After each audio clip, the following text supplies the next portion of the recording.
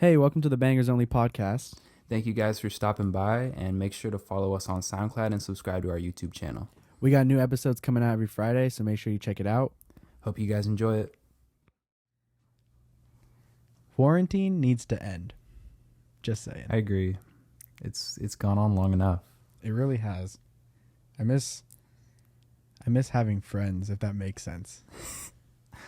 I feel you. I've been talking to my friends on the phone a lot, which is kind of weird because I don't really do that a lot normally.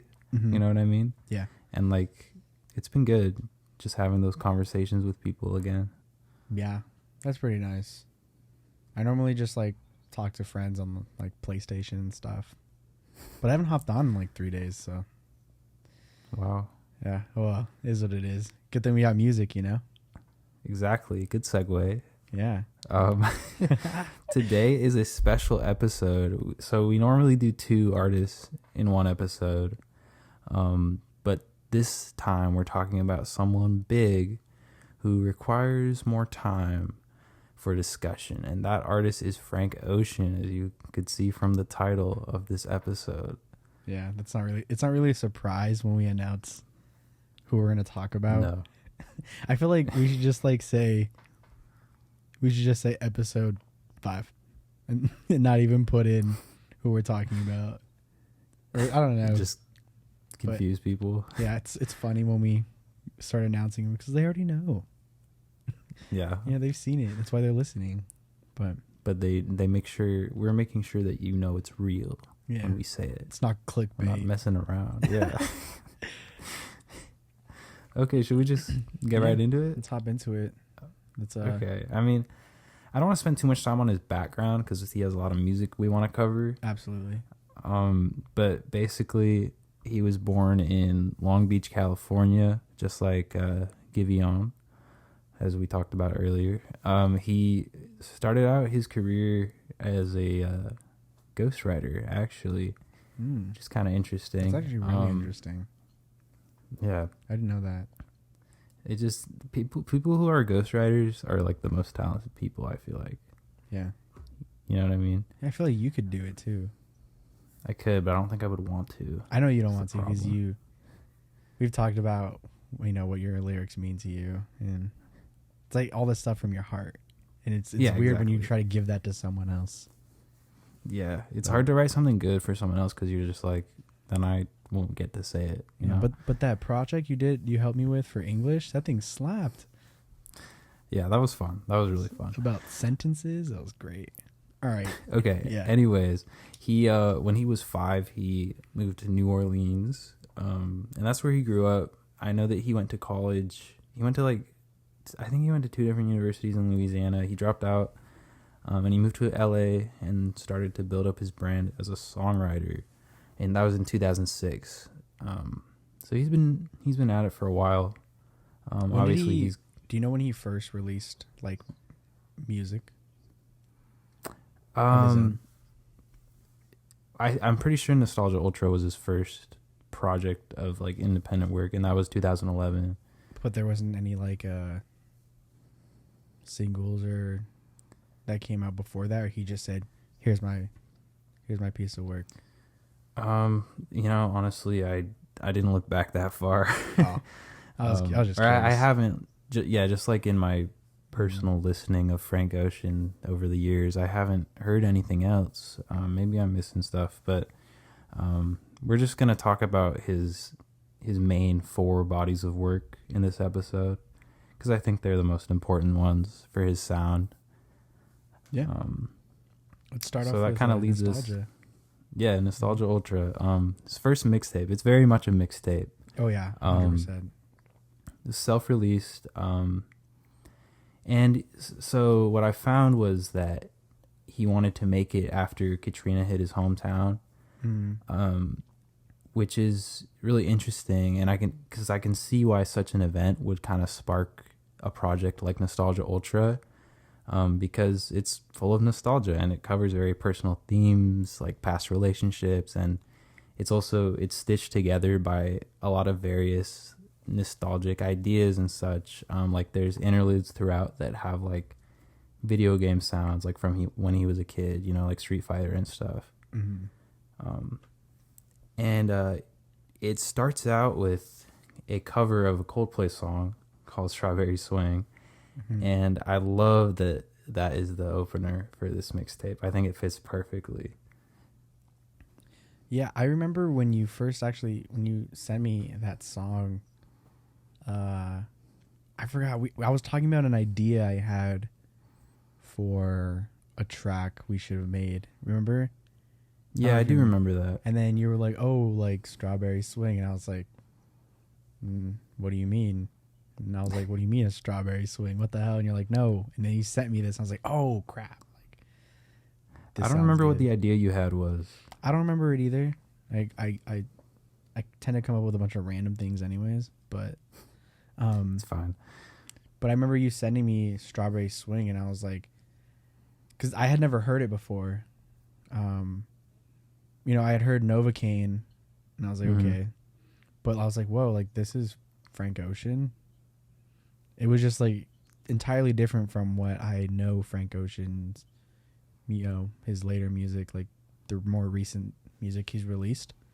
Yeah. But it was a really good song, and I like just, like, the simplicity of it, but it was very vibey. Yeah.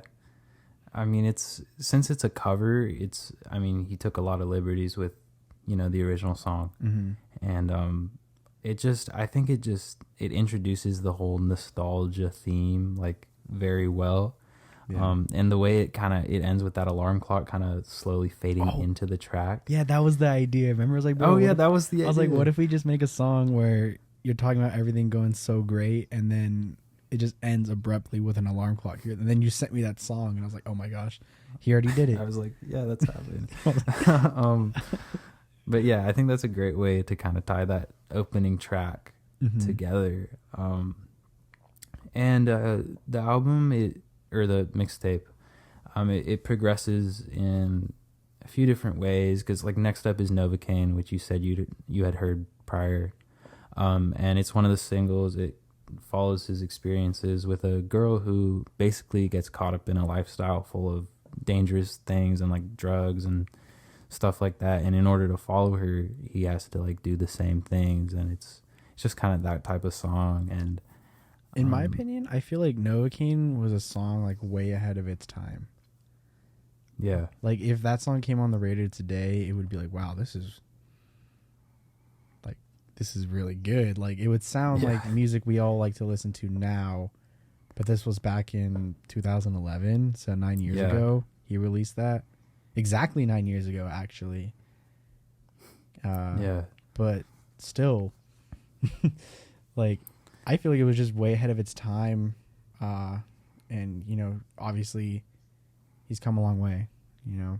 Yeah, he's very much a pioneer when it comes to musical sound, because you know, talking more about the album as a whole, it's very, like a lot of his music, it's a very ambient project. It's not as much as like Endless is, but it's very much like a mixtape, like I said, and it covers a bunch of different themes, but it's ultimately about his life, you know, and kind of the entering into adulthood, the transition from adolescence. In the song We All Try, he talks about homophobia on his album, which you know, is something that he obviously deals with. And then kind of contrasting that song, he has a song on there called Songs for Women, which is, I think it's really cool that he has that on there, kind of for the dichotomy of like how he came up feeling, kind of, you know, dealing with his sexuality and just trying to figure out where he's at. One thing I did notice about,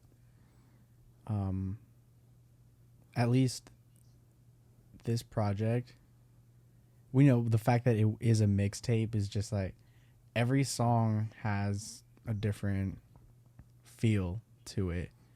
Yeah. It's not an R&B album. It's not a like pop album or mixtape. It's what a mixtape is. Just you put any ideas you have and any inspiration you get, you put into a song. You're like, one project, let's do it right now.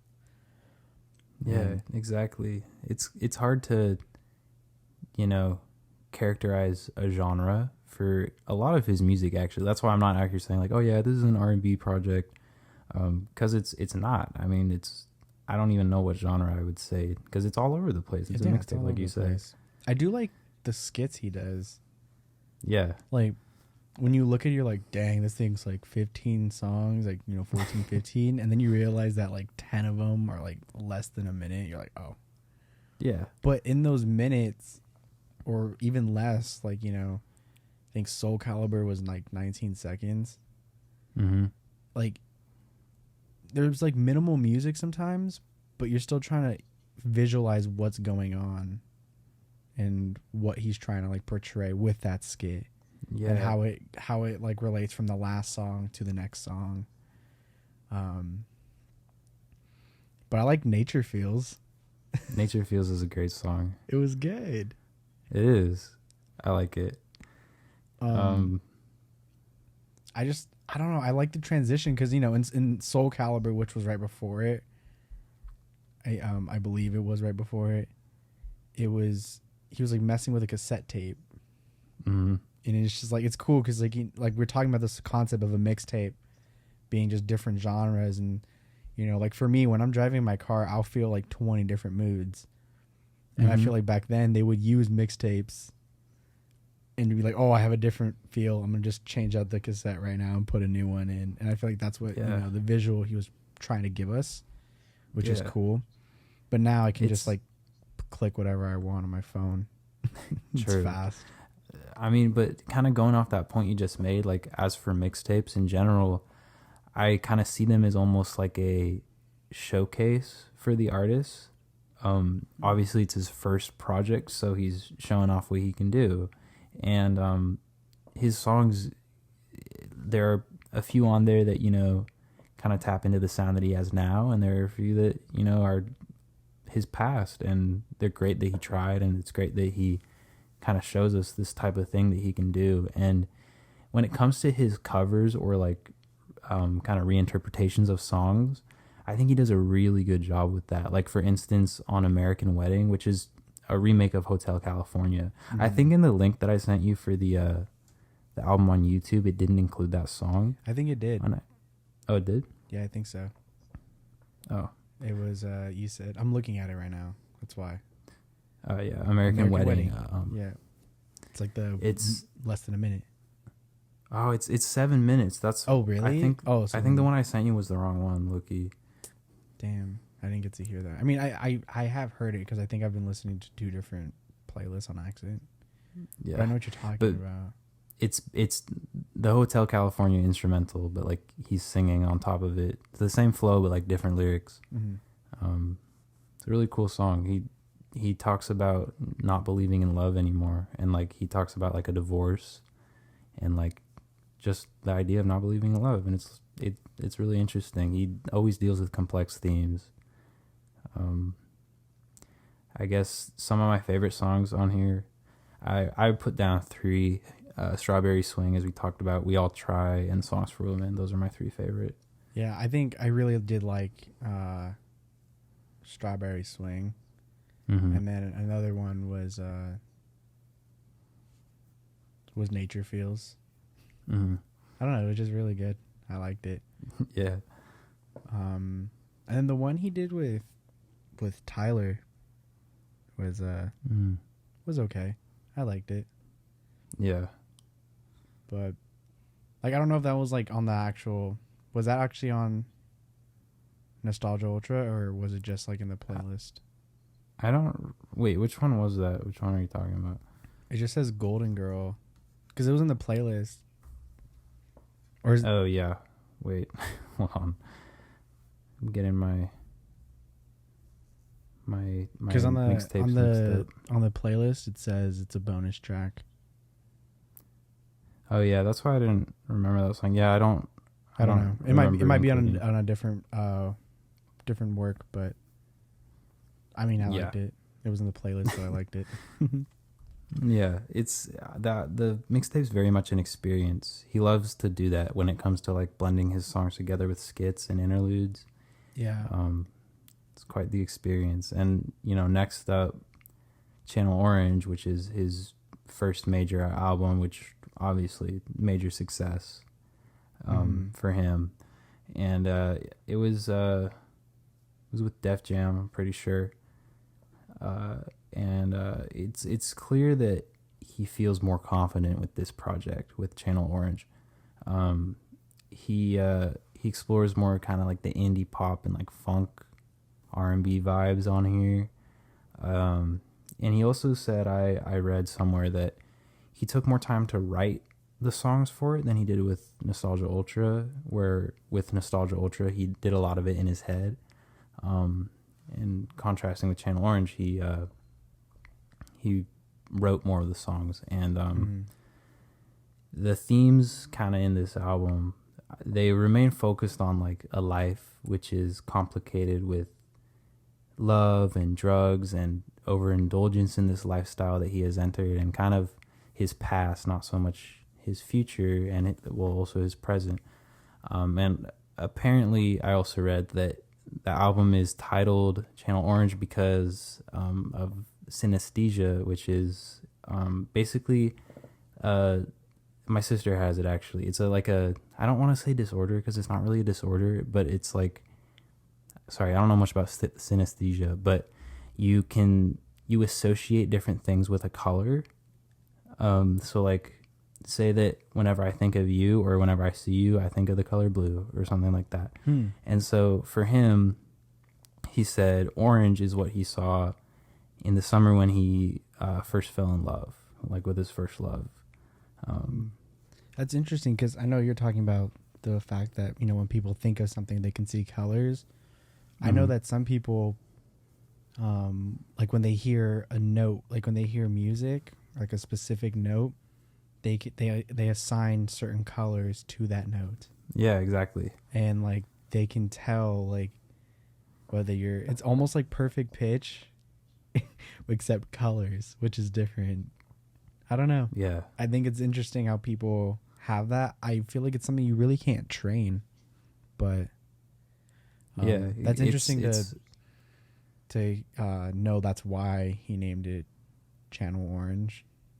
Yeah, it's a really interesting little piece of information because I didn't know for like the longest time why it was called that, but it's a really good title for if that's like where it came from, you know what I mean?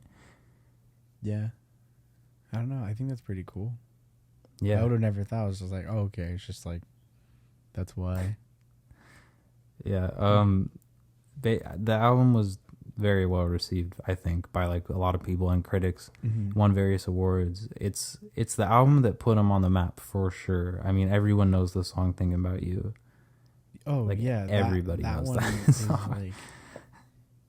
like, I don't know. I feel like if you haven't heard that song, you're like living under a rock, I think. Yeah, it's kind of hard to like know that there are people who haven't heard that song. Yeah, like if you play and they're like, what is this? You're like, are you kidding me? You've been on this earth for this long and you haven't heard this song? Yeah, like the first he has some solid features too. On the album? Yeah, he does. Earl Sweatshirt, John Mayer, and then Andre 3000. Like, how? Like, I know. It's a quick switch from Nostalgia Ultra. It always like boggles my mind when, a smaller artist will have like some other big artist feature on their song. You're like, dude, like that's insane. But then it kind of hurts when that smaller artist doesn't have a bigger following after that. Yeah, I know. Because it's like you kind of expect that if they get a feature from like Andre, Yeah, you kind of expect like John Mayer. I mean, like obviously Frank Ocean is doing really well for himself. Yeah, we're not talking about him. We're talking about like other people. We're talking about other artists, like Giveon. Like he had that. Yeah. That he was featured on a Drake track. Yeah, he was featured with Drake, and I feel like by now he should, after that, there should be a really big following with Giveon. Yeah, especially since Drake recently like officially released that song on the Dark Tapes thing. That was pretty garbo, if I'm being real. I don't know if you listened to it, but I don't know, man. It's just like it kind of it's crazy how he has, you know, these three people that we all know very well. Yeah, exactly. And the he, fact that it did really well too. You know what I think helped though is, you know, obviously with Earl we see this. It's the connections that he got when he like established himself with Odd Future, which I think, you know, came prior to this album, and that was huge for his career. Obviously, Odd Future is not like a thing right now, but you know, just being able to kind of have that like that family, that group, you know, Earl Sweatshirt in the song, wasn't it Super Rich Kids? Super Rich Kids, yeah. I like that song. That song was. I love that song. Made me laugh, dude. I don't know why. Yeah, it's funny. I couldn't help but smile when I was listening to that song. Like the joyrides and Daddy's Jaguar, like that was hilarious. It's just the two, like the beat, like it's just like really like simple, like a drum beat, and he's like, and the way it starts, like super rich kids, like he's low key, like he's just flexing, you know. But then he says, you know, super rich kids with nothing but fake friends, and you're like, hey, that's true. It's true, yeah. Because I know people who are like, you know, really rich, and they have a bunch of friends that are only with them because they're rich. And you're just like, that sucks, bro.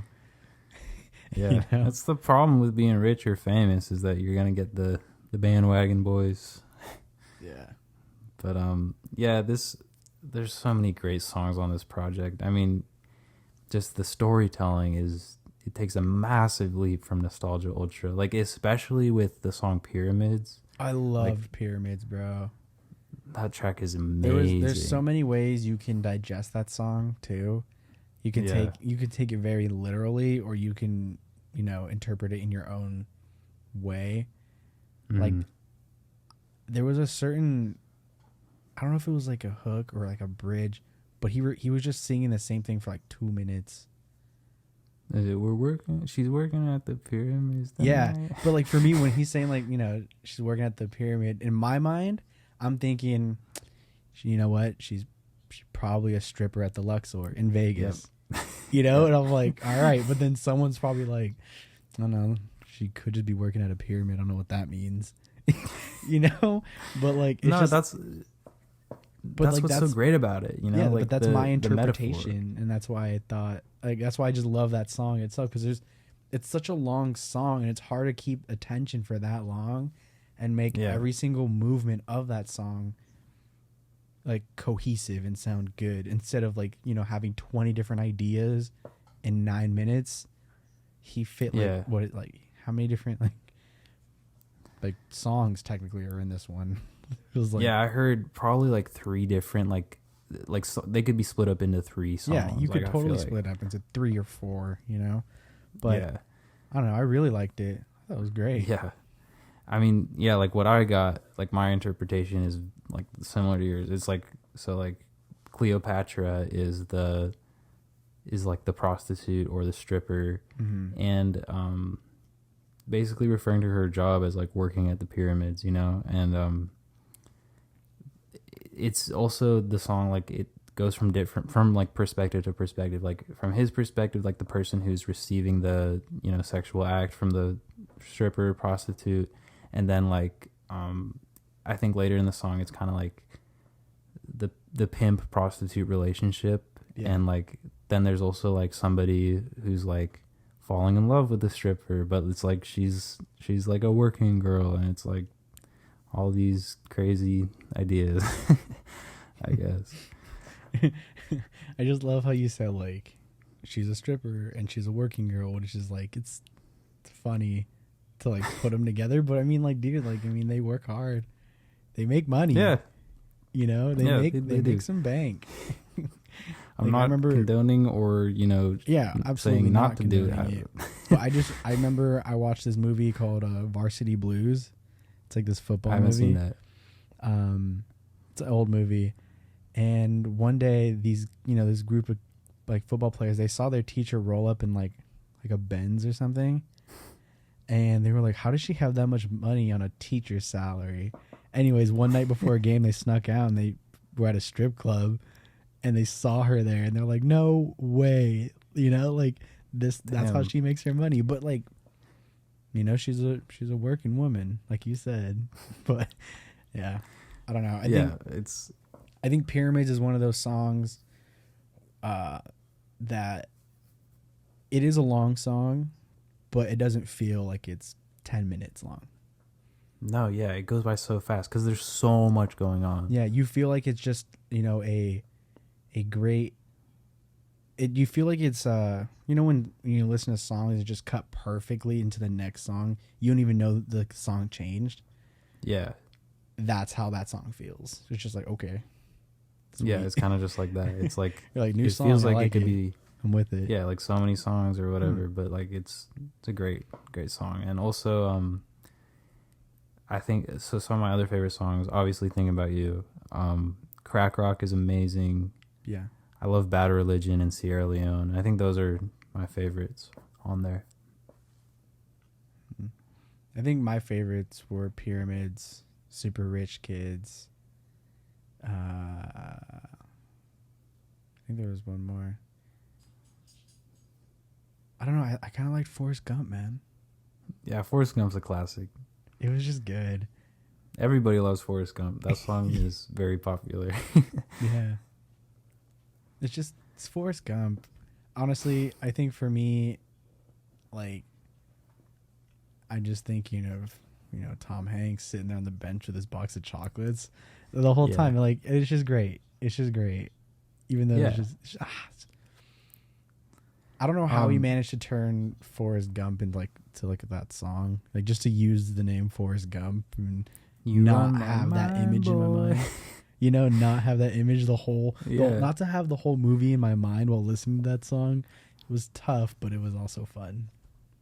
Yeah, it's a really good like metaphor. Like I wouldn't have ever thought of Forrest Gump when I'm thinking about someone, you know, running my mind, quotation marks. Mm-hmm. But it's cool. I like that he did that, and it's definitely one of the songs that he explores the pop kind of side of things, and same kind of. And then Thinking About You is like pop R&B, and then songs like Sierra Leone and Crack Rock and Sweet Life are very R&B. I don't know. I really love the song Crack Rock. It's so cool. I don't know. Yeah, I agree. Wait, hold on. Crack What? Rock. I'm trying to like run it through my head again. Remember it? Yeah, I did like this song because of the drums. Yeah, the drums are crazy. It's very like classic R&B. Yeah, I don't know if I want to believe it's like live drums. I want to believe that. Mm-hmm. It low key sounds too crisp to be live drums, but I've heard drums sound crisp. You know, I had Big Aggie show us how to make drums sound great. Yeah, you know what I'm saying. But I think I really like what made this song for me was the room mics. Capturing and the room mics and the overheads capturing like the ride and the crash, just that's constantly going through, and it's not overbearing, and it's not getting muddy or lost. It just I think the production of this song was done very well, and that's something I noticed too from Nostalgia to Orange was the production quality just freaking lifted. Oh yeah, 100%. It was a it's not, I'm not going to even say like a complete 180 because that's weird, because the production quality in Ultra was also good. Yeah. You know? But I mean, you compare songs like, it was good. And then, you know, I think he's climbing in Orange. I don't know. That's just how I feel. He's really coming into his own and becoming the artist he wants to be. Mm-hmm. And yeah, like Crack Rock, and I'm pretty sure those drums are live. I mean, they're so full and open. They're very jazzy drums, and they're great. If you haven't listened to Crack Rock, go listen to Channel Orange and Nostalgia Ultra and everything else we talk about today, because they're amazing. But yeah, like even if you listen to like Strawberry Swing and compare it to like a song like Pyramids, the production is so much better. Like I love Strawberry Swing, but the production is not great on that song. No, it's not. But I mean, he worked with what he had. Yeah. It's like us, you know. Exactly. Like our production quality is not It's not Channel Orange. It's not Channel Orange at all. Mm. But we're doing the best with what we got. Yeah, And, exactly. I think we make some pretty good stuff sometimes. We definitely do. Like whenever we do finish a project or we finish a song, after like the first night of recording, I'm like, dude, I can't believe we made it sound like that. Like, I'm shocked. Yeah. And then Yeah. And then the next day we do it again. And I'm like, all right, I like this, And I just, it's awesome to see when, you do what you can with what you have, equipment wise and time wise, and you put all that effort into it and it gets recognized. And then because it gets recognized, all that hard work you had, like it pays off with, the next piece of work you get because you get better production quality. Yeah. You get access to more, you get access probably to better musicians, better engineers. And it's just... Yeah, I mean, you're only as good as, you let yourself become by progressing. Mm-hmm. You have to let yourself progress. You have to know that you're able to progress. You can't think you're at the top of your game 100% of the time. Yep. But anyways, after Channel Orange, we got the visual album Endless in 2016, August 2016, which is actually my second favorite album of his. I have an Endless hoodie, actually. That's pretty dope. Yeah, it has like the reflective lettering. It's pretty cool. How much did that it was run his you? Last... Huh? How much did that run you? Like $50. Oh, because I know that when he released that, it was like people like he released CDs or was it vinyls that were like just vinyls after the like whole Apple Music visual part of it. He did it like on vinyl. Yeah, and then those went for a lot, huh? Because he didn't do. Oh, yeah. He didn't make a lot of them either. He made a few, and if you got one, you got one. And now, like I saw some on eBay the other day for like $400. Bro, I know it pisses me off with him in vinyls. I don't know what it is, but like Blonde didn't go to vinyl except for in the UK, and it was like a Black Friday edition, and you like can't get it, and it's not on vinyl like normally. And for someone who has a record now on player, eBay, someone's trying to sell Blonde for $15,000. Yeah, see, I mean, it's just not fun. It's not fair. I mean, you know what, Clark? Maybe for your birthday, I'll get you that vinyl. Yeah, we'll see. Maybe if we're still friends, which is highly possible. Hard don't hold me if. to it, because then I'll be out $15,000, and I don't want to do that. I don't This have podcast will get us there. $15,000, dude. I have to sell my blood or something. Make $15,000. My sell a kidney. Yeah. Yeah. Okay, off topic though. Sorry.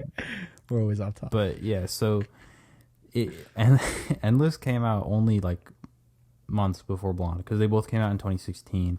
Mm-hmm. So this year was kind of like the biggest year for simps and depressed people like of all time. And Endless is like, I don't know, even it's hard to describe. It's so ambient and atmospheric in its sound, and it's like literally one big song in a way. Like the idea is there, it's just one idea, and most of the songs blend together seamlessly with beautiful transitions that happen for like the last few seconds of each song. He does a little bit of like trap vibes on here at times, but a lot of R&B, a lot of soul. It opens with a cover of, everyone knows the Aaliyah song, At Your Best, Your Love.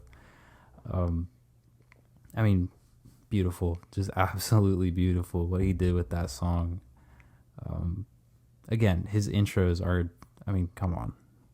They're always, it honestly, when you hear the intros, it kind of sets you up mentally for what's to come. Yeah. You listen, you're like, all right, I know what I'm in for right now. I know where my headspace has to be. Yeah, but one thing I did like about this album is every more of his songs in this piece of work, he actually sang for maybe like 20 seconds to like 40 seconds on some of them, and then the next like 3 minutes was just a vibe, just all Yeah, instrumental. exactly. Some of it was glitchy and you're like, what's happening? And you're like, I know. like it, but I'm confused. You know? Exactly. But It's like some people are gonna love it, some people are gonna hate it. You're on and either side. that, I feel like that's one of the major struggles, you know, trying to be different in the music industry. Yeah. And I think Frank Ocean got it right.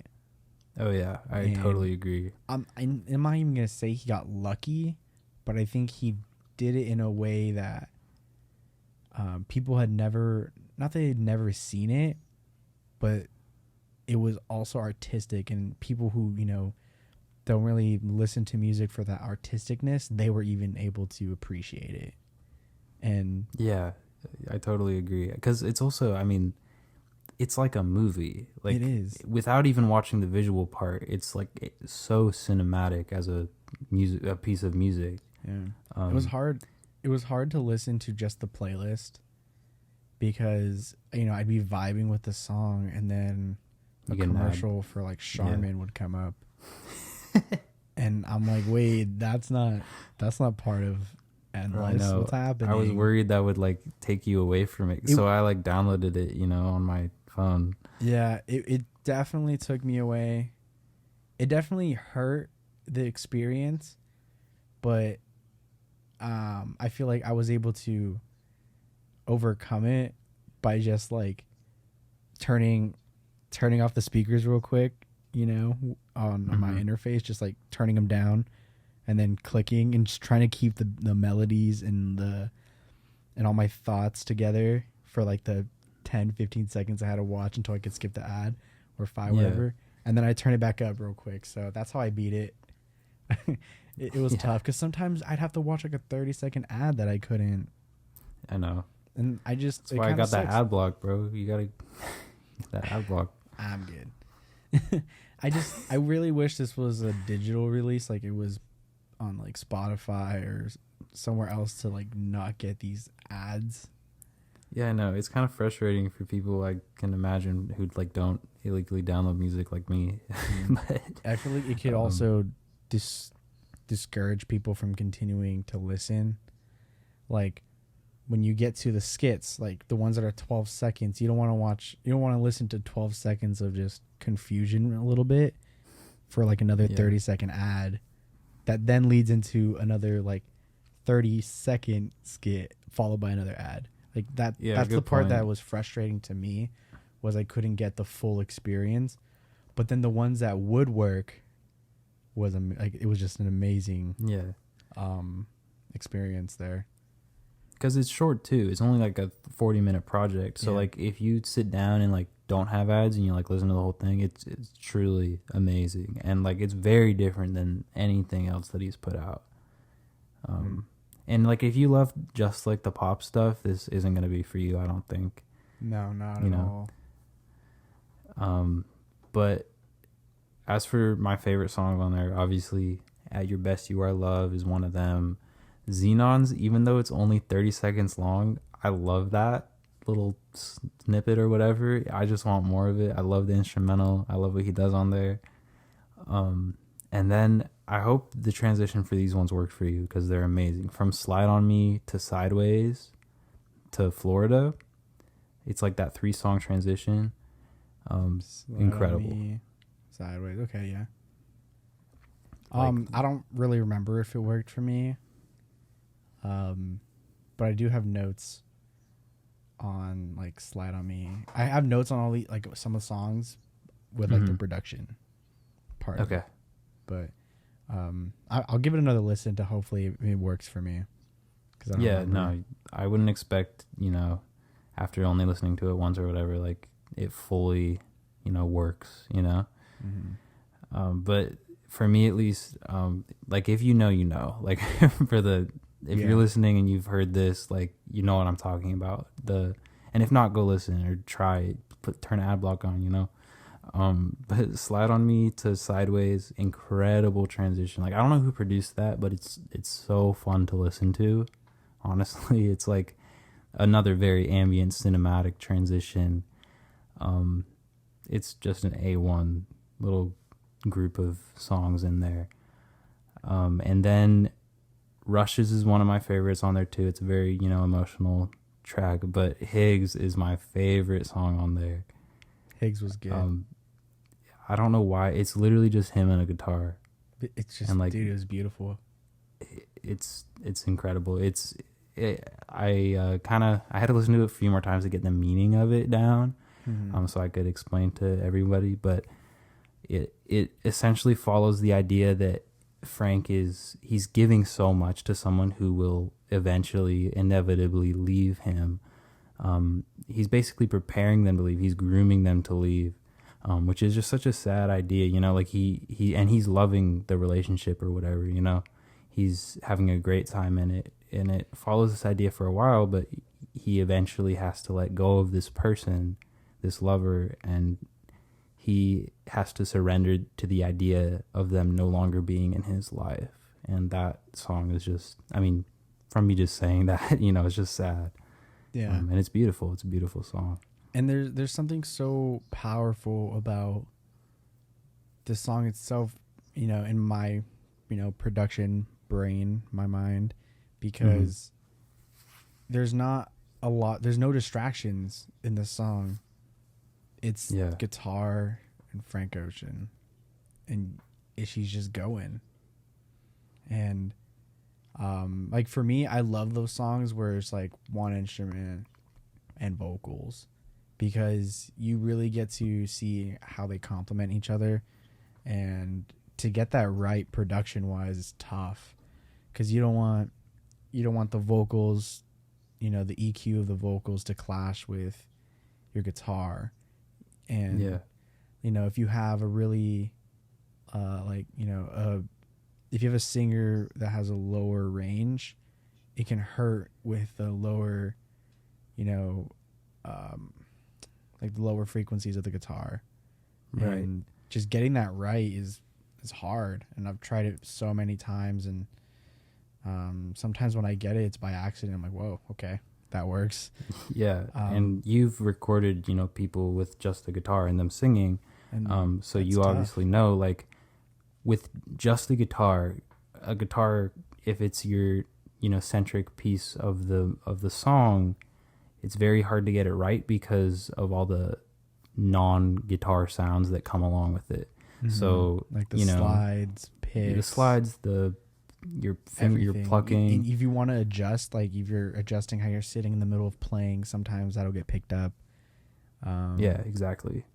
And if you hit the pick guard, if your mic is too close to the sound holder or the fretboard, Yeah, and sometimes when you have a musician that likes to move, it's hard, because then every part of the recording will sound different. And it might sound very far away, or it might sound like up close like this, and it's just tough, because you want to make sure everything sounds great, and it adds a little bit more work at the end to try and make it all sound the same, but it's doable. But in this song, they did a really good job. With the guitar. It's honestly like it's a compressed guitar. You don't hear much of the plucking. There's a lot of reverb on it.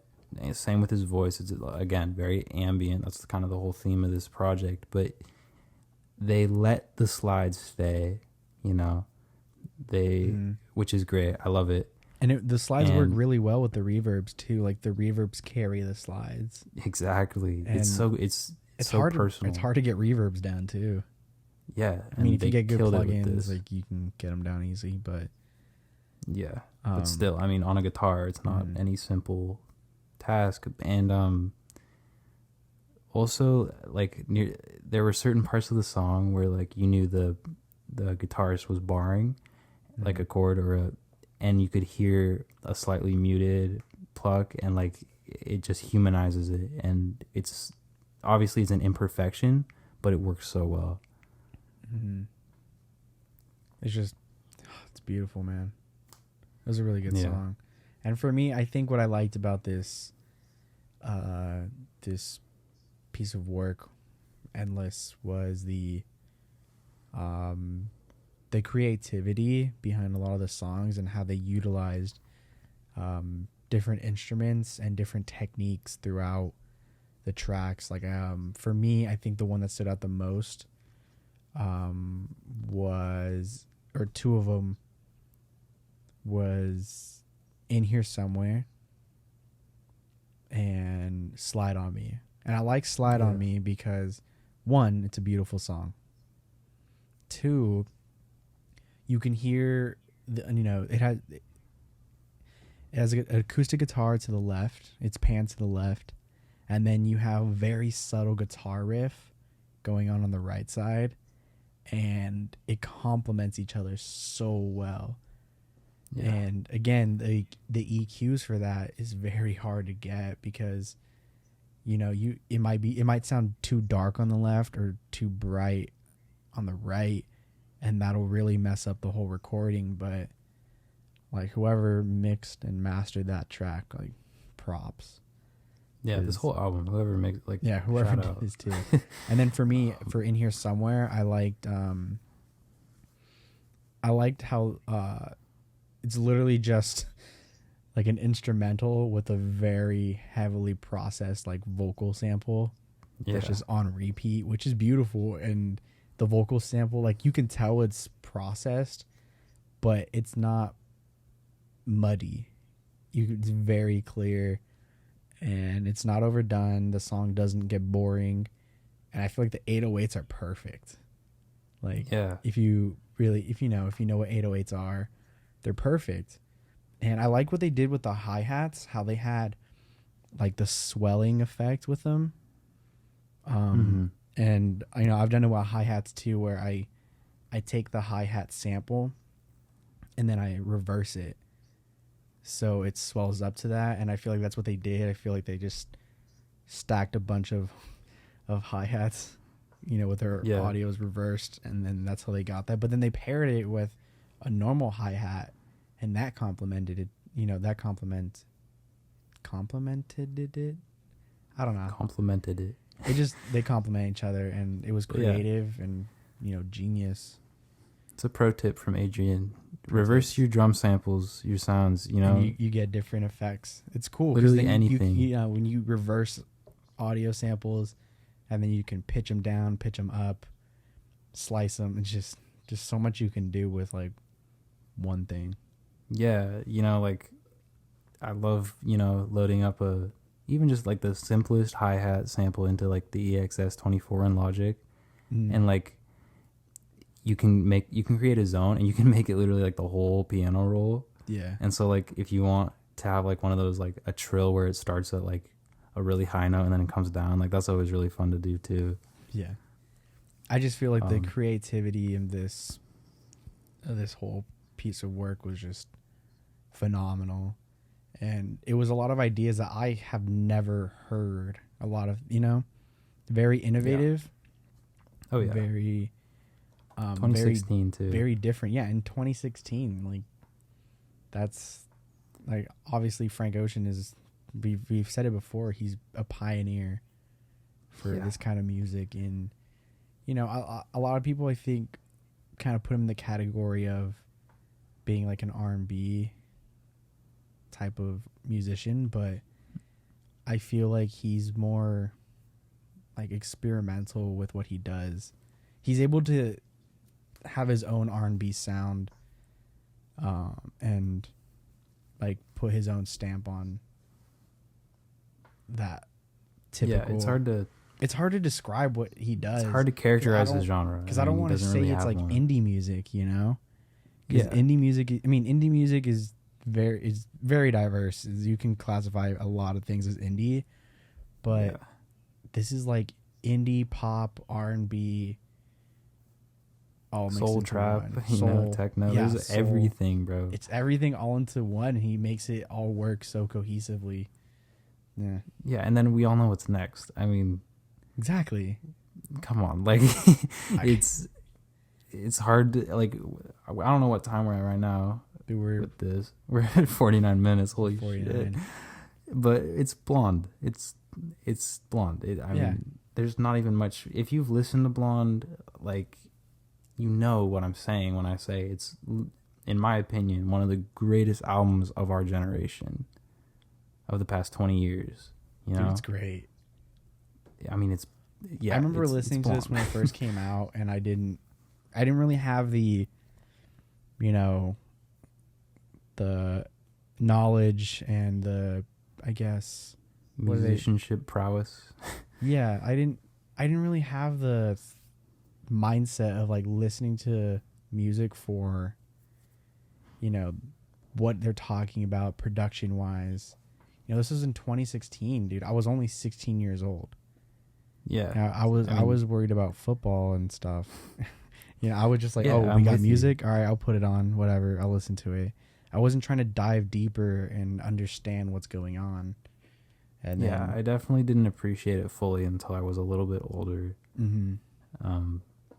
But yeah, I mean, I listened to it when it first came out. But I mean, now it's like it's one of those things that you do have to listen to it over 4 years, which it has been since its release, and I'm still listening to it, and I'm still finding out new things about it. Like even doing research for this episode, I found out new things about Blonde. Oh yeah, definitely. So it also feels like when you listen to all of his projects in a row, which I hadn't really done before because it's a lot of music, it all feels like it's leading up to Blonde, which it is. And it's like, it's kind of like, you know, like the Marvel Cinematic Universe, how it's all leading up to, you know, Infinity War and Endgame. It kind of felt like that. I mean, dude, you said that right now, and you know, you linked the MCU to Frank Ocean's music, and you know, there's the journey and everything, and I was like, whoa, and I got a little bit of goosebumps. Not gonna lie, because it was just one of those, what do they call them, epiphanies? Or yeah, whatever. I just thought of that too. I was like, wait, it works. I mean, it really does work, and it for people, I guess, that don't understand what we're talking about. If you understand the MCU, like that's kind of, I guess that's what we're trying to relate it to. Like that's more. Yeah, if you're a nerd, you know. If you're a nerd, I mean, I'm a nerd. I don't care. I'm a nerd. We're big nerds. Big nerd. Star Wars nerds, MCU, whatever. All right, back on topic. Frank Ocean. Yeah, we're at an hour. We're okay. Okay, so Blonde, again, it's filled with illustrious, complex melodies from song to song, and at the same time, it has, again, simplistic guitar and piano backings to so many of the tracks, as well as, you know, the occasional synth lead, and it goes all over the place, but in a very cohesive way, which is so hard to do. I mean, it's really hard to speak to the genius of this album, I think. I feel like a common theme of this album wasn't like, you know, him saying, oh, I miss this person, or I love this person and I just want to be with them. It's a lot of, I mean, he does that still, but I feel like it's a lot of reflection on the relationships he's had and how that's shaped him into who he is now. Yeah, and that's I very totally agree. apparent in his song Godspeed. Yeah.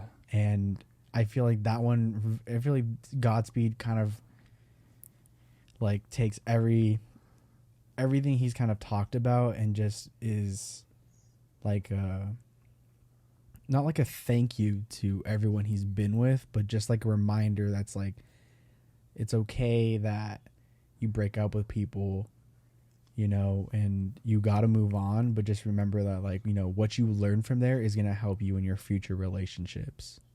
Yeah. And I feel like you said, every piece of work he's done has all led up to this album. Yeah. And it really has. And I mean, don't know where he can go next. Yeah, for me personally, I feel like Godspeed kind of captured all that. You know, it's really interesting you say that, because when I was listening to it again, I was trying to find a song that I felt really kind of encompassed the idea of the whole album. And there's a different one that I felt, which is also my favorite song on the album, but we'll get to that in a minute. I first just want to, you know, talk about more like what the album covers in terms of thematic material, because it's so much. It talks about just being alone, you know, heartbreak, and then masculinity, his sexuality, relationships, loss, growing older, you know, everything that you would expect from a deeply personal, intricate album. It's clearly the album, I think, for Frank, which speaks closest to his heart. It's a very personal album. Yeah, and that's what makes it so amazing, in my opinion. He's very open, and he's not. I feel like he's not trying to make up things just to get people to like his songs. Like, he's writing from the heart, and I feel like he's always done that. Yeah, that's what you got to do. And I think that's what separates him, and I think that's what's kind of been a huge part of his success is he's very much his own guy. He's his own guy, and he writes from the heart, and he doesn't just give people what they want. He does what he likes to do, and I feel like he's one of those artists that hasn't really changed. Like, no, you know, there's artists that, you know, they come out with an album, you're like, what happened to them? But like Frank Ocean has just continuously gotten better, and that's one thing that I noticed from the production quality and nostalgia to where it is in Blonde. Yeah, and I mean, the way Blonde just opens with Nikes. Oh, I mean, when I first hear that, you know, like, it takes me back, because obviously that's the first song everyone heard from this album. And it's, at first, when I was a kid, I was like, or 16, I'm not, only 4 years ago, but it's interesting, you know, the pitched up vocal and all that, but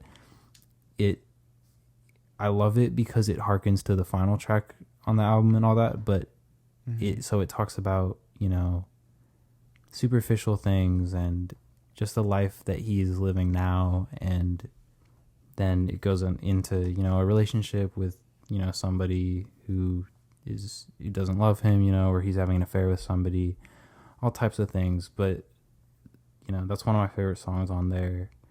But I think when it comes to, like, the best songs on the project, it's very subjective, because, like, everyone will love, you know, a different song on here because they're all so amazing. And for me, my favorites are Solo, Self-Control, Nights, White Ferrari, and Siegfried. I loved Nights. Nights was actually on my playlist last summer, and I loved it so much because of the uneasy guitar riff, like in the transition of the song itself into the more R&B, you know, section of the song itself, and you just felt so uneasy. You're like, oh, is this guitar riff gonna end? And then it, you know, the kick drum hits and it changes, and you're like, whoa, this is a whole different vibe. The transition from the, you know, electric guitar to the second half of the track is incredible. Yeah, and I think for me, that's what made the song. Like, if that wasn't in there, I remember when I first heard it, I was like, I don't really like that, but I learned to appreciate what he did there, and just, I don't know, man. For me, I think it's one of my favorites. No, I'm with you. Nights is amazing, but for me, my favorite song on here is Siegfried. That was a good one. And that's the one that I feel like encompasses the whole idea of the project, because of how complex it is. Like, it's such a complex song, and it's honestly been so hard for me to really kind of grasp everything that he's talking about, but I try my best to nail it down. And I kind of think that, you know, it starts with him talking about how he can't relate to the person he loves and basically doesn't know much about them, and he's okay with that.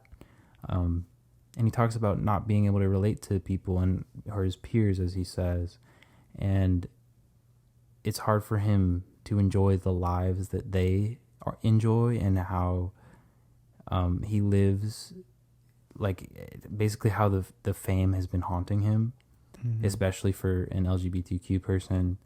he feels plagued with insecurities, and as if, you know, he basically just talks about how his life has changed, how he has changed as a person, and how this life that he's living is superficial in a way for him. And he's saying goodbye to how things used to be, which is just like how you were saying with Godspeed. You know, he's reflecting, and the track ends with him saying he'll do, you know, whatever he can do to make his lover happy, but only in the dark. Because at least the way I interpreted it is, it's easy to be vulnerable when nobody sees you, and to be somebody you're not, you know? And I think just that idea, it really encompasses the whole album, because Frank is also a very secretive guy. He doesn't like to be out in the public eye. That's what I've noticed too. He's not like, you know, he's very successful, but he's not one to go out there and say, look at me. Like, look at me, I'm Frank Ocean. Yeah. You know? One thing I did notice throughout a lot of his works is he likes to speak about, like, Nirvana a lot. Not the band. Yeah. Yeah, no, like the idea of the it. whole, and I think Nirvana is it's like reaching enlightenment, right? Yeah, and he says in Siegfried, he's like, speaking of Nirvana, it was there in this like kind of spoken word part of the like third verse or whatever. And he does that a lot, which is kind of funny that, like, you know, he talked about it there, and we're talking about, you know, him, like, I guess saying goodbye to, you know, what used to be. And like, you know, he's at a point in his career where he can, you know, where he feels, I guess not saying that he feels enlightened, but like, you know, I feel like he's looking back on his journey and being like, well, like, all right, I understand more. And and that's really, you know, it's really captured in the last song of Blonde. And that was great. Yeah, I agree. I mean, like, if we really wanted to, we could go through every single song, you know, because they're all so amazing. But I think one of the keys to Blonde is people will interpret it in different ways. So I'm not going to, you know, be here with every song and tell you, you know, this is what he's saying in this song. And that's why, you know, I think it's good to share our views on specific songs that we love and how we feel about it. But for a project like this, it's meant to be personal and subjective. Because like Solo, the song, it makes me feel a certain way that it's not going to make you feel. You know, it's going to make you feel in a different way than me. Same with Self-Control. You're going to relate it to your own experiences. I mean, just saying the name of the song, you know, it makes me feel a type of way. God, I don't know, that one just kind of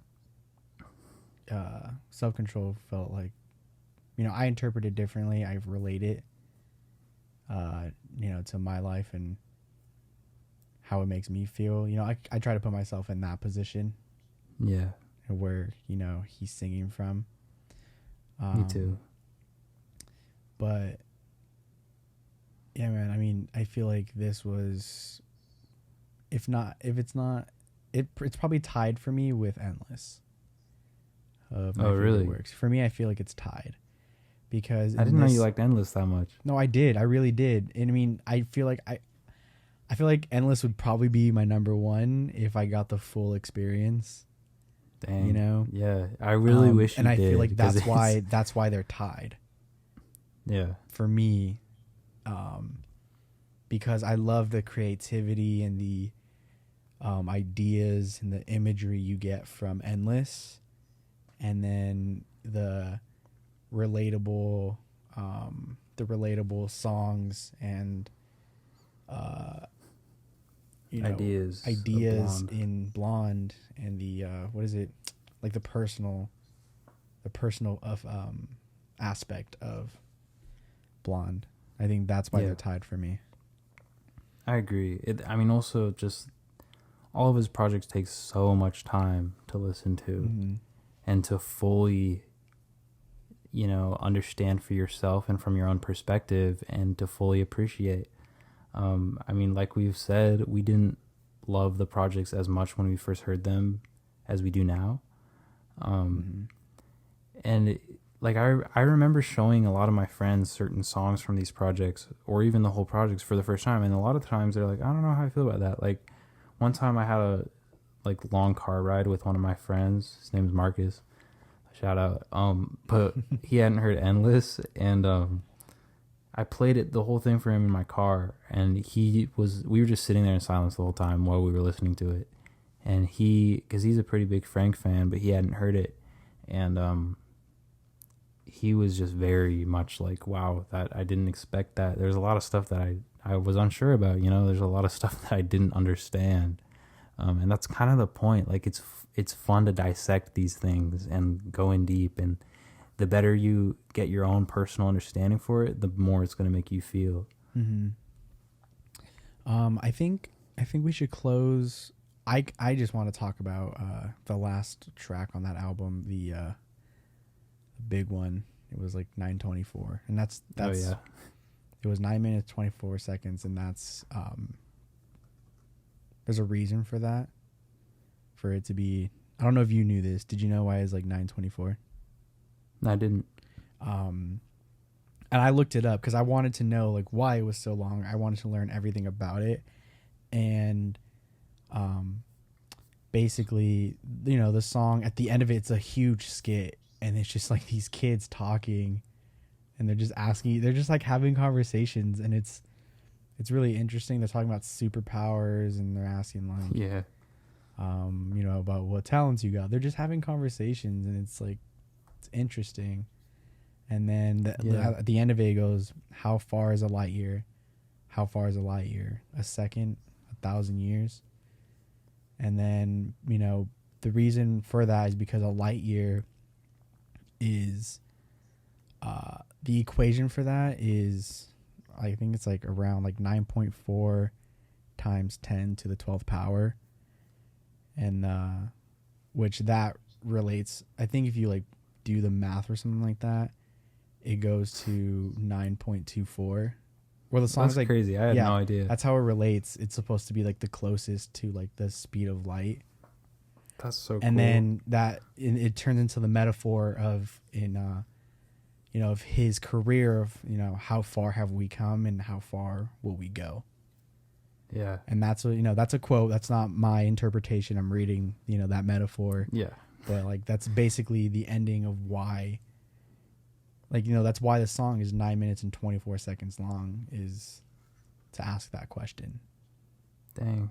But I mean, see, I can appreciate it more now. Like, exactly. I've always loved Futura Free, the song, but like, now I know something about it that I didn't know, and that's kind of the whole thing with Blonde. It's like every time you listen to it, there's gonna be more you discover, and that ending, just as good as the opener. He's great at album closers. It's a very Kendrick Lamar-ish album closer. If you've listened to any of Kendrick Lamar's projects, from Sing About Me, I'm Dying of Thirst, I mean that's a 12-minute closer. Yeah, I mean he does that. I mean he did it on To Pimp a Butterfly, he did it on Section 80. We'll talk about him, but my voice is clearly dying right now. Same. I think that means we gotta wrap it up, homie. Yeah, 2 hours and 8 minutes. Honestly, go listen to these projects. Oh yeah, one. Yeah. Why does mine say 2 hours, bro? Mine says 2 also. It does that because it already starts on 1. But wow. Whatever, it's fine. But honestly, I really enjoyed, just listening to what Frank Ocean has done and where he's come from, in his career. And I want to continue to do this with an artist and just dive like into all of their music, because it's nice to see their headspace when they first started and how success has affected them, now. Yeah. Because, that can really change the way you perceive the world, from like, your humble beginnings to having money and fame but Frank seems to be one of those guys that doesn't change or didn't change, and he more or less grew in his thoughts instead of, you know, growing in his ego, which 100%. Which I can respect. Yeah, it's gonna be so fun to do this with more big art. I think that's what's fun about big artists is that like you get to watch progression instead of like I mean when we looked at Night Level, we looked at like 9 songs. I mean, yeah, it's just a very different thing when we look at Kanye West, like the progression as a human being that we will note and talk about. I mean, we're gonna need to take breaks in that episode and edit them out. We didn't take any breaks in this one, but this is one shot. Yeah, and obviously there's so much more we can talk about with Frank, but it's all about your interpretation, and you know, you just gotta go and listen to these projects and form your own opinions. You know, we're just setting you up. Yeah. Well, I think that's gonna do it for us today. Appreciate everyone that has that listened to the whole thing. I'll be honest, I kind of lost track of time talking because there's just so much to talk about, and giving Frank Ocean 30 minutes was not enough, and we decided to just let it go to see how long it was going to be, and this is where we got. And I know. I mean, you asked me before, you're like, how long do you think this is going to go? And I was like, you were like, probably closer to 40 minutes. Yeah, bro, 40 minutes. This is our first time doing something like this, but it was fun. It was really fun. I'm excited. I'm excited for the future, what we do. But yeah, I really appreciate everyone that's listening. Thank you, Mom. I know you're listening. Shout out my mom. Shout out, honestly, anyone who's listening. Let me know if you heard this. Actually, I want to do something. So if you actually listen to the end of this, you know, send me some feedback on, you know, your favorite episode of the podcast or what you like about the podcast, things you want to see, and I'll give you a shout out in the next one. If you want to shout out on the podcast, I'll give you a shout out. Yeah, same here. If you want to, you know, just let me know an artist that you'd like us to talk about, and I will definitely give you a shout out. So that's my little hint to know that you're still listening. If you are, it is 11:19 p.m. Yeah, we're gonna wrap this one up right now. All right, guys. Well, thank you very much. We hope you guys enjoyed this one. And I'm Adrian. I'm Clark. And we'll catch you guys next week. Thank you. NK Music on the track.